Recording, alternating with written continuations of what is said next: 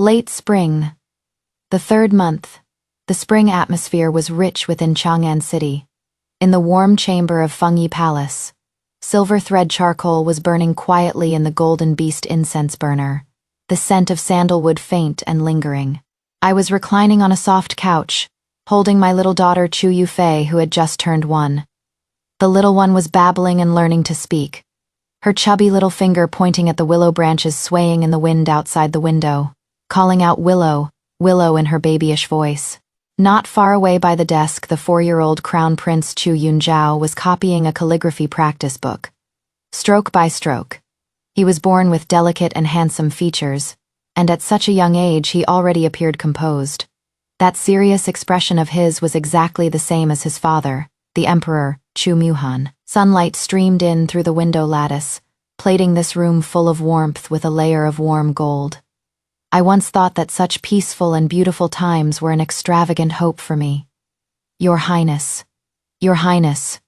Chu Ya's voice broke the silence. She is my personal palace maid, has been with me for over 3 years, and has long since become the person I trust the most. At this moment she walked lightly to my side, and whispered in my ear, "Your Highness, General Zhenbei, Huo Jingshan, has returned to the capital today." My hand stroking my daughter's back paused for a moment. Huo Jingshan, a name from a past life, carrying a bone-chilling cold and the reek of blood. I heard that after he returned to the manor, the first thing he did was... Chu Yu trailed off, looking at my expression. Ask if that number in the dungeon knows her mistake yet? I casually picked up where she left off, the corner of my mouth curving into a mocking smile. Chu Yue lowered her head in silent agreement. I closed my eyes and took a deep breath. I could picture the scene: Huo Jingshan, 9 chi tall, clad in black iron armor, exuding a murderous aura, returning travel worn after 3 years of guarding the border. He wouldn't go to see his parents first, nor would he care about the affairs of the manor. There was only one thing on his mind, whether that rebellious wife, whose legs he had personally broken before throwing her into the dungeon, had been tamed by now. He thought 3 years would be enough to smooth all my rough edges, making me learn to wag my tail and beg for pity, to tearfully admit that I was the one who harmed his beloved Lu Qingwan. What he was expecting was a woman groveling at his feet, tears and snot streaming down her face, admitting she deserved to die 1,000 deaths. Too bad, he would never get to see it. Mother Empress, Mother Empress. Chu Yufei nuzzled against me in my arms, her little face pressed into the crook of my neck, her soft, sweet voice pulling me back from my memories. I lowered my head and kissed her forehead, and the turmoil in my heart instantly calmed. What did His Majesty say? I asked Tu Yue. His Majesty told me to inform your ladyship that he has everything under control, and that you should just rest assured and accompany the Crown Prince and the Princess. I nodded, my heart at ease. Chu Muhan, my husband, the current Emperor of Great Chu. He would never let me suffer the slightest grievance. 3 years ago, it was he who saved me from a living hell, and promised me a peaceful rest of my life. In these 3 years, he has done it.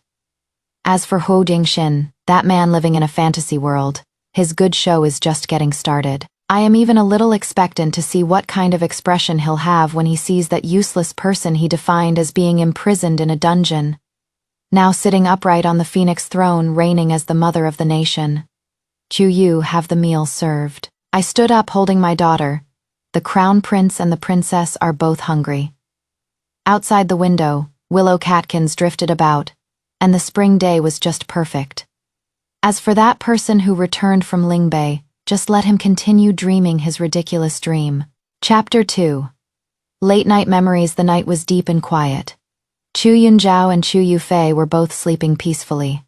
I sat alone before the window, gazing at the crescent moon. Beyond the palace walls was the silent imperial city, and further beyond was the bustling Chang'an. Somewhere in Chang'an City was the Huo residence, the place I once called home, but which later turned into a hell. Huo Jingshan's return was like a key, unlocking that dust and blood-covered box deep within my memories. What is past is past. Yet those memories still surged forth with a bone-chilling cold. The spring of 3 years ago was gloomy, cold, and damp. Hu Jingshan's cousin, Liu Qingwan, accidentally fell down the stone steps, claiming to have miscarried a pregnancy. I was right there at the scene and saw with my own eyes as she cried in Hu Jingshan's arms. "Brother Jingshan, it is all my fault. I shouldn't have argued with sister. She didn't mean to push me." When Hu Jingshan galloped back to the manor, his eyes were bloodshot. He didn't even ask me a single word, only believing Liu Qingwan's tearful accusation. He turned to me, his face terrifyingly ice-cold. I remember the scent of the magnolia flowers in the courtyard, a scent I can't stand anymore. "You still dare to argue?" His voice was low and dangerous. He walked towards me and I subconsciously backed away, but there was nowhere to retreat to. "I saw the hatred in your eyes. Wen Yanqing," he roared, grabbing my arm. "You hate that she is carrying my child, don't you? You barren, jealous, vicious woman." The two words, vicious woman, hit my heart like a slap. Our childlessness after 2 years of marriage has always been a secret pain in my heart, and also what my mother-in-law uses to mock me. I never thought he would use this to hurt me. It is not like that. I tried to explain through my tears. "Enough," he roared, cutting me off. He dragged me to the stone steps where Liu Qingwan fell, his voice as cold as ice. "Don't you just love pushing people? You killed my child, so you'll pay for it with your legs. With these legs of yours that you use to do evil." I remember the servants' terrified sobs. I remember my mother-in-law's cold, approving gaze. No one said a word for me. He shoved me hard to the ground. The back of my head slammed against the hard stone steps, and my vision went black. But the real excruciating pain was yet to come. He picked up a wooden stick, used for martial arts practice. "Jingshan, no," I cried out. He turned a deaf ear. The wooden stick fell with a whistling sound. Crack! The sound of a bone cracking rang out. Excruciating pain engulfed me like a tsunami, and I let out a shrill, tragic scream. He didn't stop. The second blow landed on my left leg. The world turned into an expanse of blood red. Before I lost consciousness, I saw his cold, merciless face, looking down on me as if at an ant. When I woke up, I was in a dungeon, dark, damp, the smell of mold and despair. My legs were a mangled mess of broken bones and flesh, only haphazardly wrapped with dirty strips of cloth. The pain was like a living creature gnawing at my nerves. He came to see me once. His tall figure was like a ghost. "Properly reflect on your sins here." The voice was emotionless. "When you realize you were wrong, perhaps I'll let you out." Then he turned and left. For 2 whole days, I was tossed aside in the darkness like a rag, with pain and despair as my companions. I thought I would die there, even longed for death. Thinking about the past again, a hand gently rested on my shoulder, pulling me back from the abyss of memory. I let out a startled gasp and turned around. Chu Muhan was standing behind me. I don't know since when, his face filled with concern. He is back. I just can't help it. I leaned into his embrace, closing my eyes. He wrapped his arms tightly around me, emanating a warm, solid strength. "It is all in the past, Yanqing. He can't hurt you anymore. He is the general, but I am the son of heaven. He is the past, while I am your present and future." He lifted my chin, his gaze gentle yet firm. "Let the ghosts of the past stay in the past. Don't let them disturb our home." I nodded, deeply inhaling the reassuring ambergris scent on him. He was right. The Wen Yanqing who was tormented in the dungeon is already dead. I am Chu Yanqing, the Empress of Great Chu. I am no longer anyone's sacrificial victim. Chapter 3. Surging undercurrents. On the 3rd day of Hu Jingshan's return to the capital, Chang'an City was surging with undercurrents because of him. He wields the 300,000 Zhenbei army, and is the sharpest sword of Great Chu.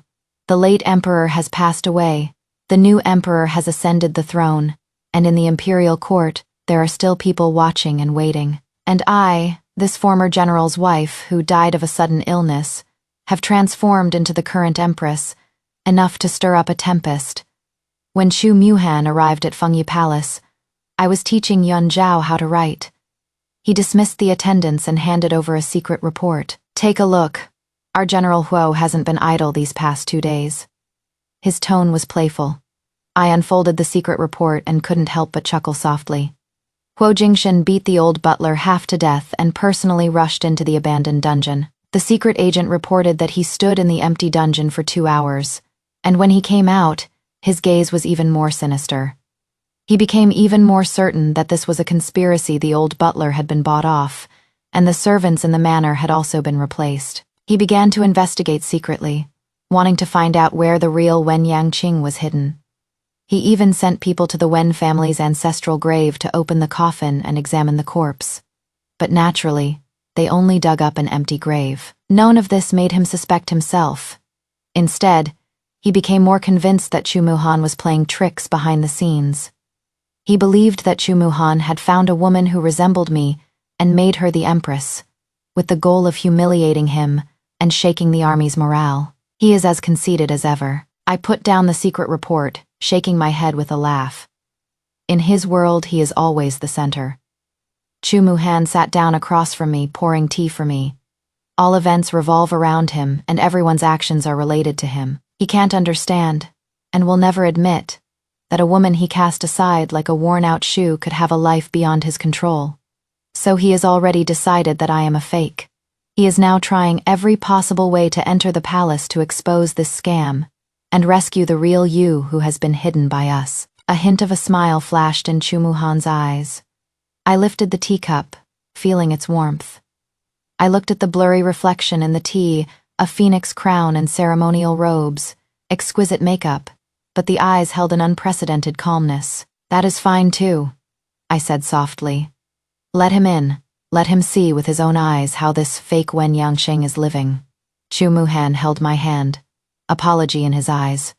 I've wronged you. I had intended to keep you completely away from all these troubles. I gripped his hand back, shaking my head. Muhan, this is no hardship. This is a past that I must end with my own hands. If he can't see it with his own eyes, that crazy idea of his will never be shattered. He is like a mad dog. Hiding is useless. You have to beat him until he hurts and is scared. All in one go. Only then will he not dare to bare his teeth again. After a pause, I continued. 3 years ago, all I could do was escape, but now it is different. Behind me I have my husband, my child, the supreme power of the entire Great Chu. I am no longer that lamb to be slaughtered at will. Seeing the determination in my eyes, Chu Muhan smiled. He understands me. He has always understood me. This is also why I chose to spend the rest of my life with him. All right. An emperor's sharpness flashed in his eyes. Then I shall grant his request and hold a welcome reception for him tomorrow at Hanyuan Hall. At that time, I'll have all the court officials see how his Huo Jingshan's face gets slapped swollen by his own hand. I nodded, feeling no nervousness, no fear in my heart, only a kind of calm before the dust settles. Huo Jingshan, weren't you looking for me? I am waiting for you to come and witness with your own eyes how your hell became my heaven. Waiting for you to come and hear with your own ears the sound of your pathetic pride shattering into dregs. Chapter 4. The Phoenix's majestic pressure. The palace banquet to welcome Huo Jingshan was set for the next evening. The entire afternoon, the palace staff of Fengyi Palace were busy, grooming and dressing me. A 12-layered vermilion phoenix robe, the hem embroidered with a golden-threaded phoenix spreading its wings, incredibly lifelike. My hair was coiled into a high bun, inserted with a full set of pure gold and kingfisher feather phoenix head hairpins, and the one in the very center, a phoenix holding a pearl bayao, had its pearl tassels swaying gently with my movements. The woman in the bronze mirror, her face is still mine, but her eyes have long since been completely transformed. The gentleness and timidity of the past have been worn away by time and suffering, settling into indifference and dignity. Mother Empress is so beautiful. Chu Yufei tilted up her small face, her eyes full of adoration. I smiled and patted her head. When Yufei grows up, you'll be even more beautiful than Mother Empress. Chu Muhan walked in, dismissing the palace attendants. He walked behind me, looking at me through the mirror. His eyes filled with unconcealed admiration and love. Are you ready? He asked. I nodded and stood up, holding his hand. The heavy phoenix robe and headdress weighed on me, a sweet burden constantly reminding me of my current status and responsibilities. Let's go. We walked out of Fungi Palace side by side and boarded the jade carriage to Hanyuan Hall. Along the way, the palace lanterns were brilliant. The imperial city was like daylight. When the palace maids and eunuchs saw the jade carriage, they all knelt and kowtowed, shouting, "Long live and 1,000 years." All of this was once so unreachable. I remember once entering the palace for a banquet as Huo Jingshan's wife. Back then, I followed behind him, cautiously as if walking on thin ice, terrified of making a misstep and embarrassing him. The palace, in my eyes back then, was a majestic and cold cage. And now, I am the mistress of this palace. Before Hanyuan Hall, all the civil and military officials were already waiting. Upon seeing the arrival of the emperor and empress, everyone knelt in unison. Holding Chu Muhan's hand, I ascended the high steps one by one, walking towards the throne that symbolized the supreme power in the world. My gaze swept over the officials and I saw Huo Jingshan. He stood at the head of the military officials, dressed in the court attire of a first-rank nation guarding general. His posture still as straight as a pine. It is just that his face was colder and harder than 3 years ago, his gaze more sinister. He stood ramrod straight, not kneeling like the others, only bowing slightly in a military salute. His gaze shot straight at me like a poison-tipped sword, and that gaze was shock, suspicion, anger, and a hint of panic that even he himself hadn't noticed. He probably never thought he would see me in a scene like this. Chu Muhan's brows furrowed almost imperceptibly. He was a little displeased by Huo Jingshan's rudeness. But I gently squeezed his hand, signaling for him not to mind. A good show needs a good opening, and Huo Jingshan's loss of composure was the perfect prelude. We took our seats on the dragon throne in the phoenix seat. Chu Muhan raised his hand, his majestic voice echoing through the great hall. "Ministers, rise. Thank you, Your Majesty." All the officials rose and the banquet officially began. There were songs and dances for a peaceful and prosperous age. The music of strings and flutes was pleasing to the ear, and dishes were served one after another like a flowing stream. But I knew that the minds of everyone present were not on the music, dancing, or fine food. Gazes, barely perceptible, shifted back and forth between me and Huo Jingshan. They were waiting for the protagonists of this treacherous banquet to detonate the already tense atmosphere. I raised my wine cup, looking at Huo Jingshan through the swirling fragrance. I could see his tightly clenched fist, the veins on the back of his hand bulging. He didn't touch the wine cup in front of him, just stared deadly at me, as if he wanted to pierce me through with his gaze to see what kind of soul was hidden beneath this skin. I raised my cup to him, the corners of my mouth curling into a very faint, you could even say cruel smile. Then I turned my head to give Chu Muhan a gentle smile, and drained the wine in my cup in one go. I know how provocative this action is in his eyes. "Good, Huo Jingshan, you thought I was a pawn being coerced by someone, didn't you? Then you'd better see clearly, in this drama, who is the pawn, and who is the one holding the pieces." Chapter 5. The truth is like a blade. The atmosphere at the palace banquet grew strange due to the silent standoff between me and Huo Jingshan. The court officials cautiously exchanged toasts, but their eyes kept darting in this direction. Those ministers who were once on good terms with the Huo family and had met me several times, their expressions were a spectacular sight shock, confusion, scrutiny, all sorts of emotions intertwined. Liu Qingwan wasn't qualified to attend the state banquet, but her father, the Vice Minister of Personnel, Lord Liu, was currently fidgeting restlessly, fine beads of sweat seeping from his forehead. He probably couldn't figure it out even if he racked his brains, how an abandoned wife defeated by his daughter could be today's empress. Huo Jingshan's patience had obviously reached its limit. After 3 rounds of drinks, he abruptly stood up, holding a wine cup, and strode out from the military officials' seating area to the center of the Great Hall. "This subject, General of National Defense, Huo Jingshan, has something to say." His voice was loud and clear, with a resonant, metallic quality instantly overpowering the string and bamboo music in the hall. The singing and dancing stopped in response, and everyone's gaze focused on him. Chu Muhan put down his wine cup, his expression calm, showing no trace of joy or anger. Please speak, General Huo. Huo Jingshan didn't look at Chu Muhan, his pair of sharp eyes locking onto me like a hawk's. He raised his wine cup, seemingly making a toast, but his every word was a stab to the heart. This subject guarded the borders for 3 years, escaping death by a hair's breadth, all to protect our homes and defend the nation, to protect your majesty in the vast lands of Great Chu. He paused. This subject has heard rumors in the capital, saying that this subject's deceased wife, Wen's, has come back to life, and become today's Her Majesty, the Empress. He deliberately emphasized the 2 words, deceased wife. The hall was deathly silent, and even the sound of breathing was clearly audible. When I, your humble servant, saw you today, it is indeed as I thought, Her Majesty. The Empress's appearance is 90% similar to my deceased wife's. He changed his tone, which was filled with disdain and pity. It is just that my wife from the Wens was gentle, virtuous, well-read, and reasonable. She would never have such cold eyes and an intimidating aura like your majesty. He is implying I am an imposter. He is sending a message to everyone, and also to himself, that the woman before him is not Wen Yangqing. Chu Muhan's expression darkened, and just as he was about to speak, I raised my hand and gently pressed the back of his hand. This is my battlefield, and I will face this battle myself. I sat upright on the phoenix throne, looking down on him as if looking at a buffoon.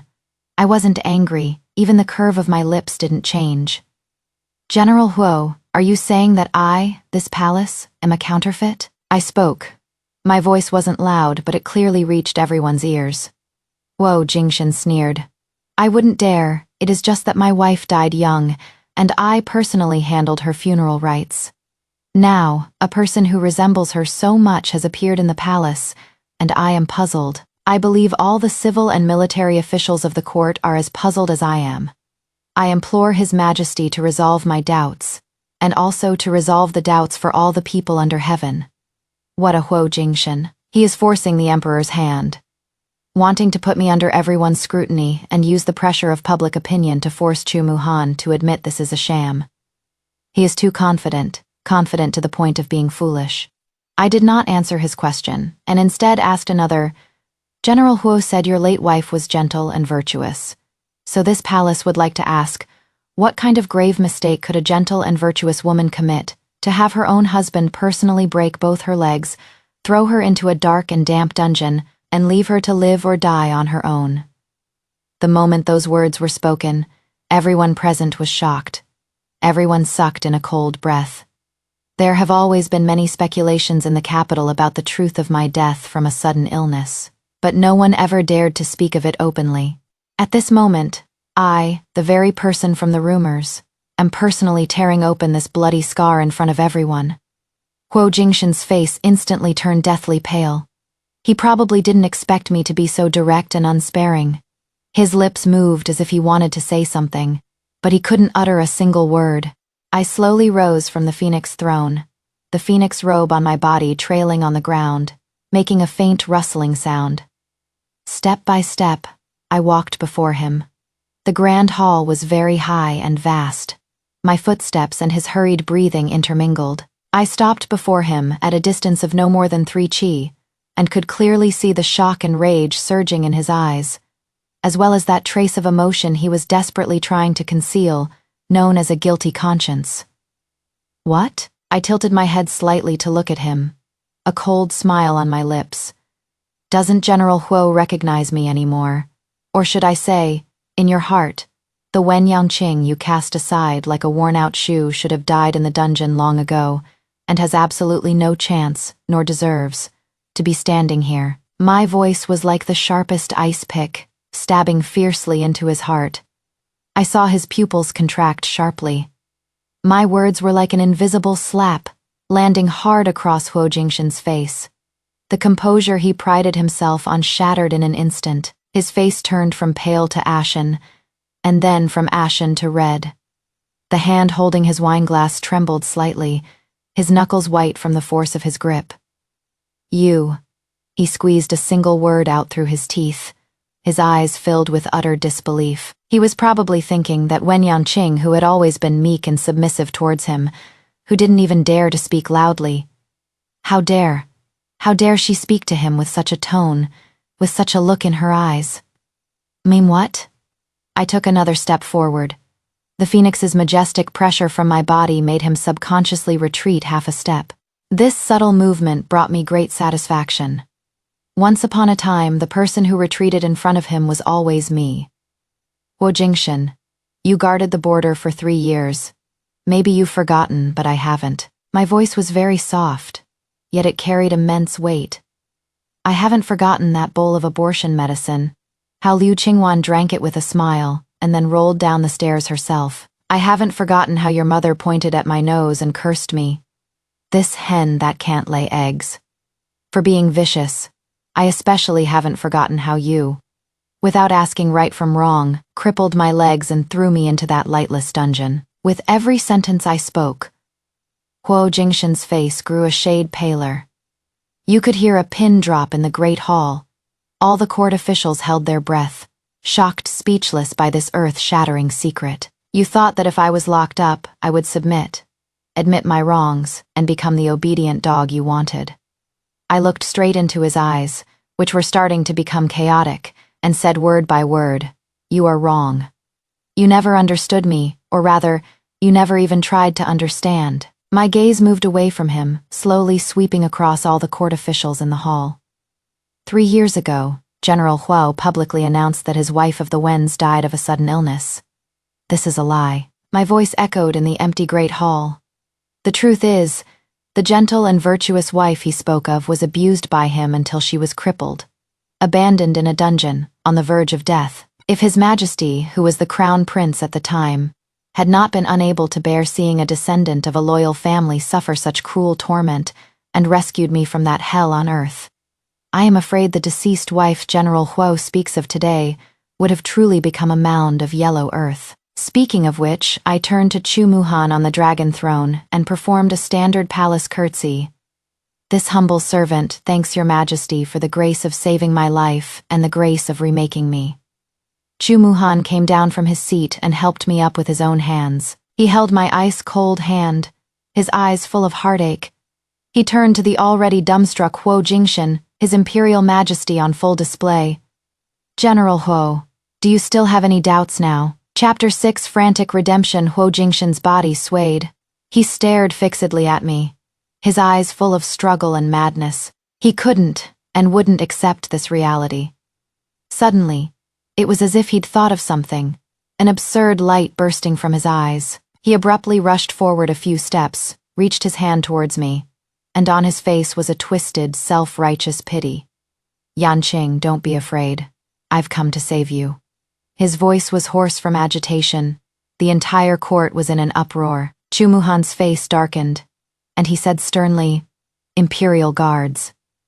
The guards before the hall immediately came forward to block Huo Jingshan, but he was still struggling, still shouting, I know now. It is you, Chu Muhan. You used your power to force her. You used this method to get revenge on me. Yanqing. Don't be afraid of him. I am back. I've come back with troops. No one can force you to do things you don't want to do anymore. He actually, truly believed I was being coerced.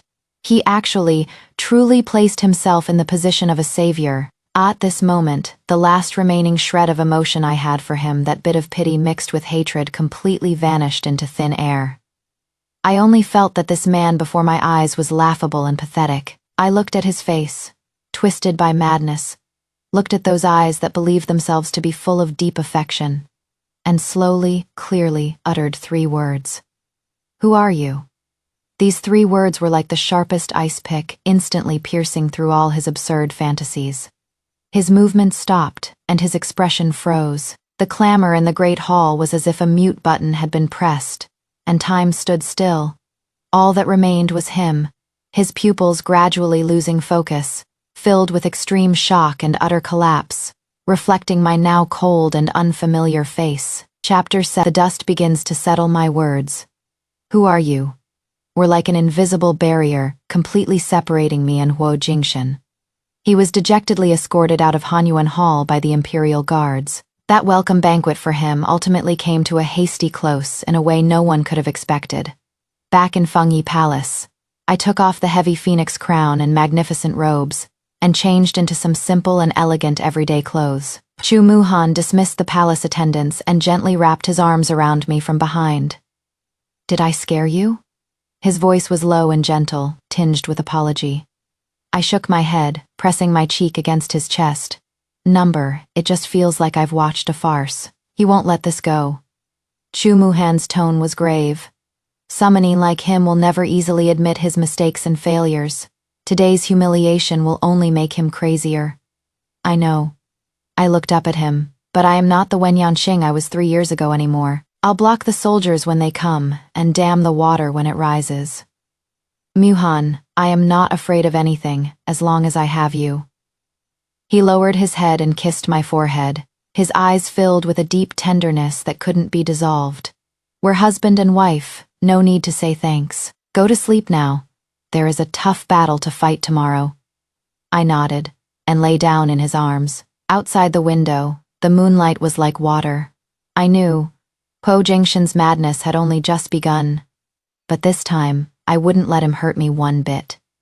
Because by my side, I now had a monarch willing to protect me with his entire kingdom. Chapter 8. Liu Qingwan requests an audience. The news of Huo Jingshan causing a huge scene at the palace banquet, and being asked out of the palace by His Majesty, as if it had grown wings, spread through the streets and alleys of Chang'an City overnight. Spreading along with it was the news that I, the new empress, was the wife of the general who protects the nation who had died of a sudden illness 3 years ago, as well as the horrifying acts of how Huo Jingshan broke my legs and imprisoned me in a dungeon back then. For a moment, public opinion was in an uproar. The people of Chang'an loved to gossip about the secrets of the high-ranking nobility, and tea houses and restaurants were filled with discussion. The tide of opinion almost completely sided with me, the victim. Huo Jingshan, the ever-victorious general who protects the nation, saw his reputation plummet. While people revered his military achievements, they also despised his cruelty in abusing his wife. And all of this, for another person, was nothing short of a catastrophic disaster. This person was Liu Qingwan. On the 4th day after Huo Jingshan returned to the capital, Liu Qingwan submitted her calling card to request an audience. I looked at that calling card that read, "Lady Liu, daughter of the Vice Minister of Personnel," and a cold sneer curled my lips. She is surprisingly patient to have waited until today to come. The rumors and gossip outside must have made her unable to sit still any longer. "Have her wait in the side hall," I instructed Tuya. He didn't go to see her immediately, unhurriedly finishing lunch with Yun Zhao and Yu Fei, and then watching them fall asleep before I got up to head for the side hall. I wanted to make her wait, to make her experience that fear of the unknown, of being controlled. Just like when I lay in the dungeon back then, waiting for the torture Huo Jingshan would inflict at some unknown time. When I walked into the side hall, Liu Qingwan was fidgeting anxiously, wringing the handkerchief in her hands. Today she was in a simple and elegant dress, lightly powdered, trying to put on a pitiful and helpless look. Seeing me come in, she quickly stood up and curtsied, her posture much more respectful than before. "This guilty woman, Liu Qingwan, pays her respects to Your Majesty, the Empress. May Your Majesty enjoy boundless fortune and perfect health." I didn't let her get up, walked straight to the main seat and sat down, picked up the hot tea served by a palace maid, and blew on it lightly. "Miss Liu, seeing me, you seem very surprised," I asked leisurely. She knelt on the golden-bricked floor, her body trembling slightly, and said with her head lowered, this guilty woman wouldn't dare. Hearing that Your Majesty is in good health, this guilty woman feels nothing but joy in her heart." "Oh, is that so?" I put down the teacup, making a soft clink, which made her shoulders flinch. "But how is it that I remember Miss Liu didn't have this look on your face 3 years ago? Back then, you were lying in bed, pulling on Huo Jingshan's sleeve, saying, 'Big sister didn't mean to,' over and over. Your performance was so genuine and heartfelt. What? Not acting today?" Her face instantly turned deathly pale, and cold sweat beaded on her forehead. Your Majesty, please forgive me. What happened back then was all a misunderstanding." "A misunderstanding?" I sneered, stood up and walked in front of her, looking down at her condescendingly. You plotted to frame me, caused me to have my legs crippled, and nearly die. And you call that a misunderstanding. I leaned down, got close to her ear and said in a voice only the two of us could hear, "That bowl of abortion medicine that never existed.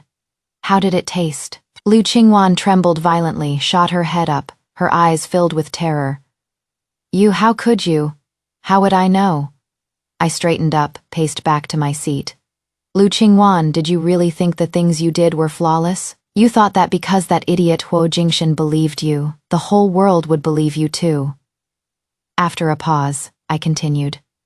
"Let me tell you, if you don't want anyone to know, you shouldn't have done it. That doctor you bribed back then, I found him long ago. Your so-called miscarriage was nothing more than you getting your period and having unbearable abdominal pain. This move of yours, killing with a borrowed knife, you've really mastered it." Liu Qingwan's psychological defense completely collapsed. She crumpled to the ground, her face ashen number. "It is not like that. It was Brother Jingshan. He was the one who misunderstood you." She still wanted to argue, to push the blame onto Huo Jingshan. "Enough." I cut in sharply. "At this point, you still want to pin the blame on someone else. You came to see me because you are afraid Huo Jingshan will take his anger out on you after he finds out the truth, aren't you? You are afraid that when he finds out he personally destroyed his own wife and his own reputation for a lying, venomous woman like you, he'll kill you, right?" Struck in her sore spot by me, she trembled even more violently. Unable to say a single word, looking at her sorry state, I felt not a shred of glee in my heart, only disgust. It was for a thing like this that I paid such a painful price. Chapter 9. The Duckweed's End. I'll give you a chance. I sat back in the main seat, my voice returning to its usual calmness. But beneath that calm was a bone-chilling coldness. "A chance for you to end all this yourself." Liu Qingwan raised her teary eyes, looking at me in confusion. "Go back to the Huo residence and tell Huo Jingshan everything you've done, in full detail, with your own mouth." I studied my freshly painted nails, my tone as casual as if discussing the weather. "Tell him how you faked your pregnancy, how you framed me, how you exploited his stupidity and arrogance, turning him into a knife to clear your obstacles." Her eyes widened in terror as she shook her head desperately. "No, Your Highness. Brother Jingshan will kill me. I beg Your Highness to spare my life." "Spare your life?" I sounded as if I'd heard the world's biggest joke. "Back then, when I lay in a pool of my own blood, did you ever think of sparing my life? When I was thrown into the dungeon, enduring the pain of broken bones day and night, did you feel even a shred of pity?" "Liu Qingwan, you are begging the wrong person. The one you should be begging isn't me, but the man you've deceived for 3 years." I stood up, no longer looking at her, only leaving her irresolute back. "Of course, you can also choose not to say anything. Then this palace will send people to deliver the signed confession from that old doctor back then, along with the personal letter your father wrote to him, to Huo Jingshan. Let him see how you, father and daughter, joined forces to play him in the palm of your hand." I stopped in my tracks, turned my head to the side, a cruel smile curling my lips. "If you go and tell him yourself, perhaps there is still a sliver of a chance to live. But if you wait for this palace to make a move, what do you think? With Huo Jingshan's personality, will he kill you first, or go to your father's residence to demand an explanation?" Liu Qingwan completely collapsed to the ground, letting out desperate whimpers. She knew this was an overt scheme I had given her. No matter how she chose, she had already lost. The only difference was whether she would die a little sooner, or a little later. "Chuya," I called out. Raising my voice, "Escort Miss Liu out of the palace. Don't let her dirty the floors of Fengyi Palace." Chuya came in at the call, summoned 2 strong and sturdy eunuchs, and dragged the soulless Liu Qingwan out like a dead dog. I returned to the warm chamber, and the sunlight was just perfect. My daughter was sleeping soundly. Her small mouth, slightly pouted, looking incredibly cute.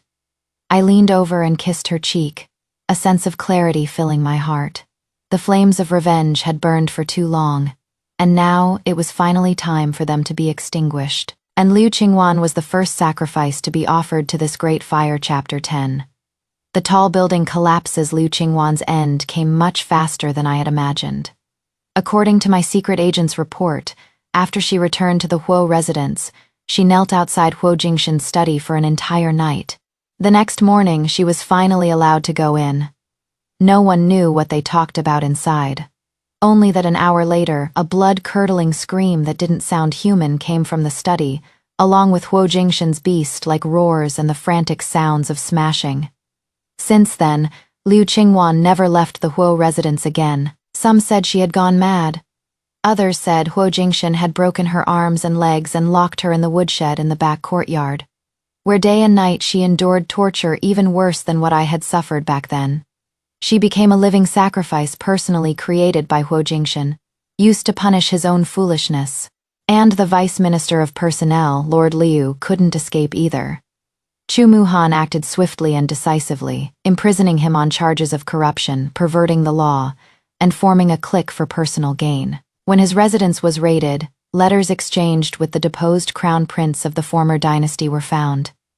With this added crime, he was to be beheaded in 3 days, and the entire Liu clan was exiled. The imperial court was shaken by this. Everyone understood that this was the emperor venting my anger for me. And Huo Jingshan, after the verdict on the Liu family was announced, completely fell apart. He had discarded all his armor, and dressed in a white robe, he knelt outside the palace gates, knocking his forehead on the cold green flagstones, shouting again and again, "Your guilty subject Huo Jingshan begs for an audience with Her Majesty the Empress." This guilty subject knows he was wrong. He knelt from sunrise to sunset, enduring the wind and rain. For 3 days and 3 nights, kowtowing until his head was broken and bleeding, his voice hoarse and his strength gone. The people of Chang'an City were all gathered around, watching the pathetic appearance of this former god of war. The reverence of the past was now just contempt and ridicule. With his own actions, he displayed the suffering I once endured to the whole world in an even more humiliating way. Chu Muhan asked me if I wanted to see him. I shook my head, that won't be necessary. I looked out the window, my tone calm. Between him and me, we were already settled back on that day in Hanyuan Hall. His current act is just him being unable to accept his own failure, wanting to find some peace of mind. I won't give him that chance. I won't forgive him, nor do I need his repentance. What I've always wanted has never been his apology, but for him to watch with his own eyes how everything he destroyed. In my hands blossoms with an even more dazzling light. On the 4th day, Chu Muhan issued an imperial edict. In consideration of Huo Jingshan's past military merits, he was spared the death penalty. He was stripped of all official posts and noble titles, his military authority revoked, and was to be imprisoned in his residence for life, not allowed to take even half a step outside the residence gates. An imperial edict completely broke the wings of this eagle that once soared through the 9 heavens, locking it in the cage called Huo Manor, letting him spend the rest of his life chewing on the bitter fruit he had sown himself. And so the dust settled. Chapter 11. A perfect spring day. It was late spring once again. In the imperial garden of Fengyi Palace, 100 flowers were in full bloom, the spring scenery radiant. Mother Empress, look quickly. Yufei could already run very steadily. Like a flower butterfly, she pounced toward a cluster of blooming peonies, turning back to giggle at me. Yunzhao stood by my side, holding my hand like a little adult, and softly reminded his little sister, "Yufei, slow down, don't fall." After Chu Muhan finished with state affairs, he changed into casual clothes and walked over, enveloping me in his arms from behind, his chin resting gently on my shoulder. "What are you thinking about?" I watched my children playing happily in the distance, feeling the warm heartbeat from his chest, and the corners of my mouth turned up unconsciously. I am thinking that life nowadays is truly good. Chu Yu came over and reported in a low voice, "Your Highness, I just heard that old Madame Huo had a stroke and passed away a few days ago. That Huo Jingshan. I hear he is crazed all day, talking to himself in front of an empty grave, and has become a complete wreck of a man." Not a single ripple appeared on the lake of my heart. Those people, those events, to me, had long felt as if they belonged to a previous life. I turned around, stood on my tiptoes, and lightly kissed Chu Muhan's lips. Muhan, thank you. Thank you for descending like a god from heaven during my darkest moments, pulling me from hell back to the mortal world. Thank you for giving me a home, a son, and a daughter. For giving me these peaceful and beautiful years that I once dared not hope for. He hugged me tightly, his eyes filled with an overwhelming tenderness and love. Silly, we are husband and wife. Sunlight filtered through the dense flowers and leaves, casting dappled light and shadows. In the distance, the children's laughter was as clear as silver bells. I leaned into his embrace, closed my eyes, and took a deep breath, full of the fragrance of flowers, grass, and sunshine. I know, the Wen Yangqing who was tormented in the dungeon is completely dead. And I, Chu Yangqing, my life, has only just begun. From now on, there is only the light of spring and no more harsh winter.